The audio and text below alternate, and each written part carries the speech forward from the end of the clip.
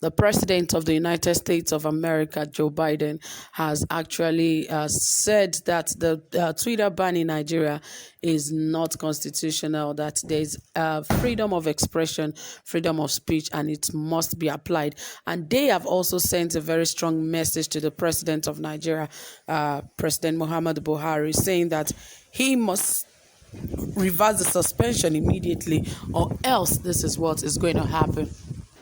Well, now that the United States are really speaking up about this, I'm really excited. But I don't know if this will have a hold in the government, because this government is the government that is a dictatorship government, and they are hard-hearted because they feel that whatever they say must stand, and whatever Nigerians are saying do not matter. It is what they say that matters. And I don't know if they forgot that they have a mandate to protect Nigerians and to also allow Nigerians to express themselves the way they feel. They just want to put everyone under their feet, and they want to rule. They forget that leadership is about, service. It's about you serving the people, not about you even ruling the people, because it has to be, because it's a democratic government for the people, by the people. So definitely it should be more about the people, not about those in government. But they forgot about all of this, and they just feel like, hey, they have the temerity, they have the guts to do whatever they like. But I know very soon that nemesis will catch up with them.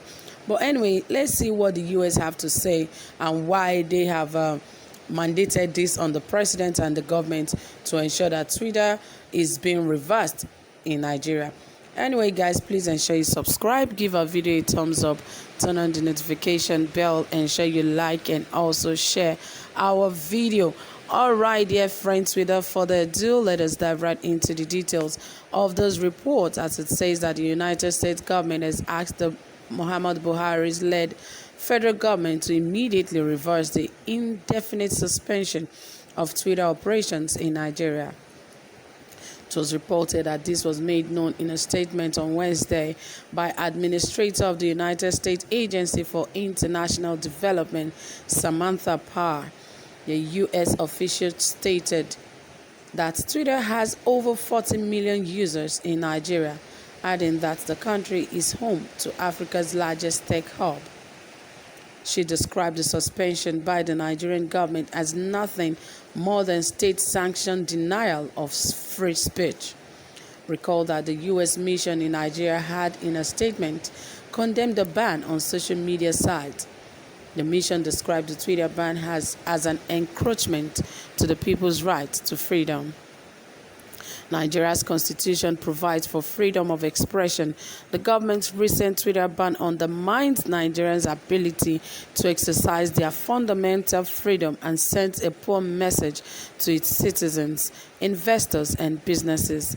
Its statement read, "Banning social media and curbing every citizen's ability to seek, receive, and impart information undermines fundamental freedom." As President Biden has stated, our need for individual expression, open public conversation, and accountability has never been greater. The path to a more secure Nigeria lies in more, not less communication, alongside concerted efforts towards unity, peace, and prosperity. It was recalled that Twitter had last week Tuesday deleted President Muhammadu Buhari's tweet, wherein he spoke about the civil war experience. The president threatened to deal with those bent on destroying Nigeria through insurrection. In a post on Twitter, the president wrote, "Many of those misbehaving today are too young to be aware of the destruction and loss of lives that occurred during the Nigerian civil war. Those of us in the field for 30 months who went through the war will treat them in the language they understand." However, the social media platform Twitter deleted the message on Wednesday following widespread condemnation of the tweet. According to a statement, Twitter said the post violated its rules, hence the need to delete the post. Angered by Twitter's action, the federal government last Friday suspended indefinitely the operations of microblogging and social networking service Twitter in Nigeria. Nigeria's Minister of Information and Culture, Alhaji Lahi Mohammed, announced the suspension in a statement signed by his media aide, Segun Adeyemi. The minister cited the persistent use of the platform for activities that are capable of undermining Nigeria's corporate existence. And he stood there saying that Nigerians must learn their lessons as well. Well, now that the international bodies are speaking, especially the US, I believe perhaps there could be a turnaround. But what this government wants to do, they don't even want anyone to interfere in what is going on in Nigeria today. Because if you can recall on what happened on the NSAS protest, you remember that these same guys, they never came out with the truth, even when they were seeing the truth in the eyes, because they do not want, any other person to interfere. So that means Nigerians are in bondage. They cannot leave the country. They are just here. Is that what they are trying to tell us? Because now everybody cannot be wrong. Now the government feels everybody is wrong and they are right. And that is not it. Things cannot be like that. Even in the north, they are also advising the president, take this step, these are the steps you have to take and all of that. He's not doing it. What kind of a country? It's just so unfortunate that Nigerians can only talk. They don't take steps. They don't take actions. Because I wonder why a president, a democratically elected president, would have the infantry to be doing all this in a country such as Nigeria, and nobody, with all the knowledge, with all the exposure that people has, nobody has been able to stand up or get a group of people to ensure that all of this are being stopped by this government. Everyone is just complaining and watching things unfold, allowing things to happen the way they want to. We should have grown past this. Let us take the bull by the horn. Yes, some people will say, hey, didn't you see how they killed some of those NSAS protesters? Yes, the truth is some will be sacrificed. But let us face it. It is what it is. These guys are taking Nigerians for granted, believing that things will continue like this. And perhaps they have their own agenda of pushing Nigeria to the wall, that in 2023 there will not be an election, and this same administration will extend further.